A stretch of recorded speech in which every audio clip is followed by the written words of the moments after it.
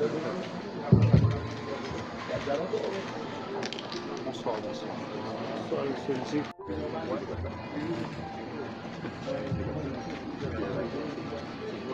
Ok, mais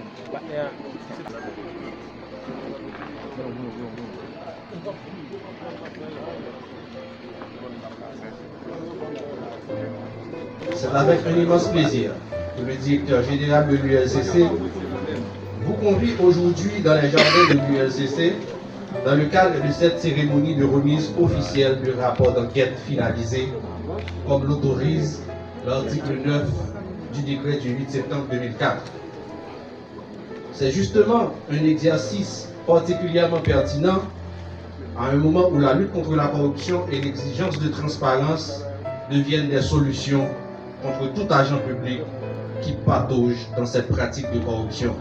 Le directeur général de l'ULCC, sous son leadership, à travers les enquêteurs, ne cesse de mettre en lumière divers actes de corruption qui gangrènent l'administration publique.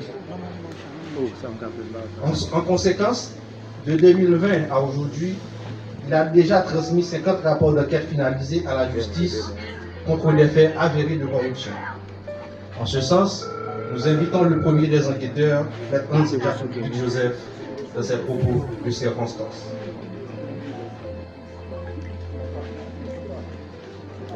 Haïti vit l'un des pires moments de son existence. Un reculement démocratique inquiétant, une instabilité institutionnelle préoccupante, une crise sécuritaire étouffante, une situation humanitaire déshumanisante. Nos enfants, nos jeunes, nos filles, nos femmes sont tués, violentés, humiliés. Malgré ce tableau noir, triste, sans pitié, les opérateurs de la corruption continuent de multiplier les stratégies dans quasiment toutes les sphères de l'État afin de piller, de détourner, de saigner le trésor public avec le même cynisme et la même arrogance que les bandits armés.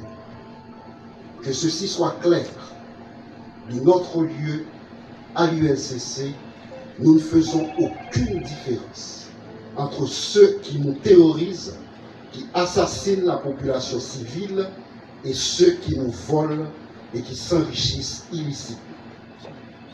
Aujourd'hui encore, l'unité de lutte contre la corruption, cet organisme transformé et vivifié, assumant avec courage et impartialité son rôle, droit dans ses bottes en tant maître et comme de fait, mais devant leurs responsabilités des agents publics, des hauts fonctionnaires qui ont porté atteinte à la probité, à l'éthique, en commettant sciemment des actes de corruption.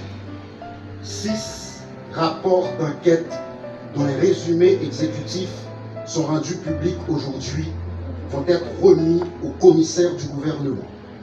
Il s'agit des dossiers de l'ancien directeur général de l'OFATMA, de l'ancien protecteur du citoyen, de l'ancien directeur de l'immigration et de l'émigration, des cadres de la direction de la DIE et des centres de réception et de livraison des documents d'identité et d'autres fonctionnaires dans les régions. Ils sont reprochés des infractions de détournement de biens publics, d'abus de fonction, de passation illégale de marché public, de prise illégale d'intérêt, d'entrave au bon fonctionnement de la justice, de concussion, de favoritisme, d'association de malfaiteurs, de faux et usage de faux en écriture publique et d'usurpation de titres. Ces faits graves qui contreviennent aux valeurs sociales protégées ont été minutieusement documentés par nos enquêteurs aguerris, professionnels et compétents.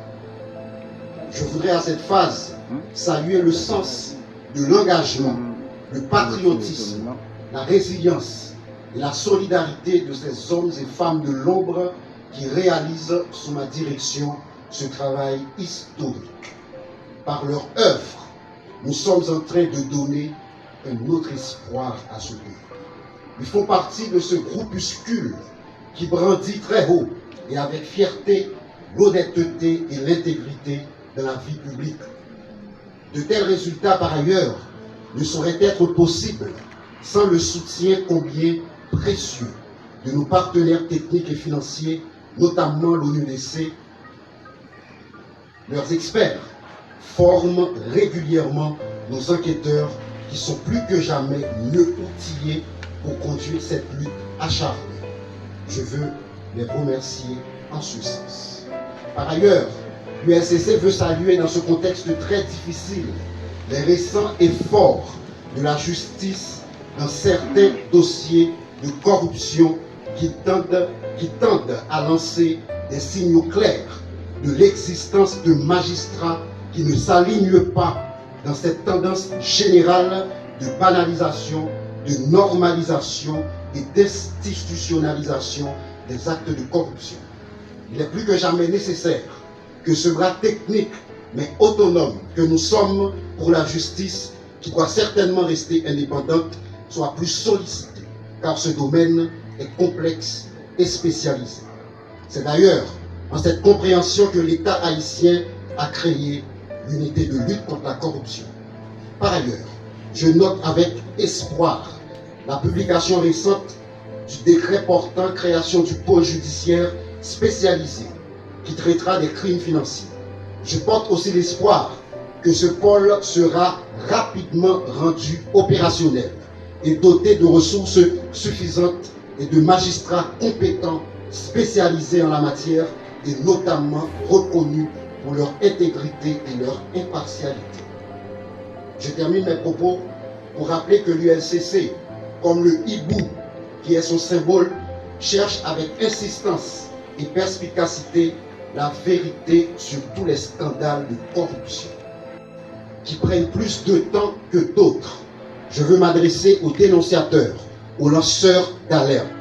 Soyez-en certains que toutes nos enquêtes aboutiront.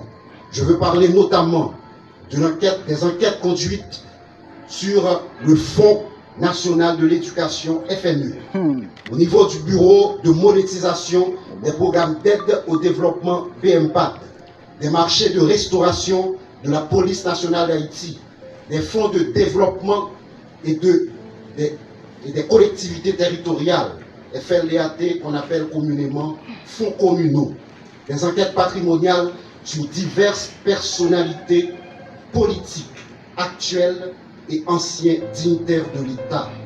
L'UNCC qui, à partir de ce jour, transmet sous ma direction au total 56 rapports d'enquête sur des faits accablants de corruption, ne fléchit pas, ne transige pas, mais plutôt exige des comptes. Elle vient de déférer en état 3 anciens responsables des CRLBI après une enquête pénale, je dis bien pénale, approfondie, qui a duré plus d'1 an. Le pouvoir sans équivoque tiré de l'article 11 du décret du 8 septembre 2004.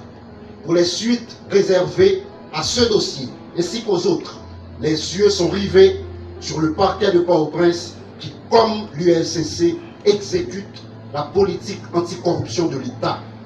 Enfin, chaque journaliste ici présent sortira de ces lieux avec un résumé exécutif de chaque rapport d'enquête, comme me l'autorise l'article 9 du décret qui crée l'UNCC. Nous décidons, et nous allons continuer à le faire, à impliquer chaque citoyen et chaque citoyenne dans cette croisade en faveur de la bonne gouvernance et de la redevabilité. Du haut de nos 20 ans à l'UNCC, nous assumons ensemble, pour ceux et celles qui viendront après nous, on continue. Ceux qui sont transmis à la justice aujourd'hui, d'abord, directeur général de l'OFACNA, Carl François. Rapport d'enquête sur des suspicions de corruption dans la production des passeports au sein de la direction de l'immigration et de l'émigration pour la période allant de septembre à décembre 2024, qui concerne particulièrement l'ancien directeur Stéphane Vincent. Rapport d'enquête sur l'utilisation des frais supplémentaires exigés des demandeurs de passeport pour la période allant du 1er janvier au 31 décembre 2023. Et les deux autres rapports sont des rapports régionaux. C'est le rapport d'enquête sur les allégations de corruption faites à l'encontre de certains employés et cadres du centre de réception et de livraison de documents d'identité de ces morts. Et enfin, le rapport d'enquête concernant le chef du service de l'enregistrement et des opérations domaniales à la direction départementale des impôts du centre DDIC, Gerline Joseph. Nous tenons à remercier nos amis de la presse pendant que le protocole conduit le directeur général à son lieu sûr. Maintenant, nous allons remettre à chaque journaliste un résumé exécutif de chaque rapport. Merci beaucoup.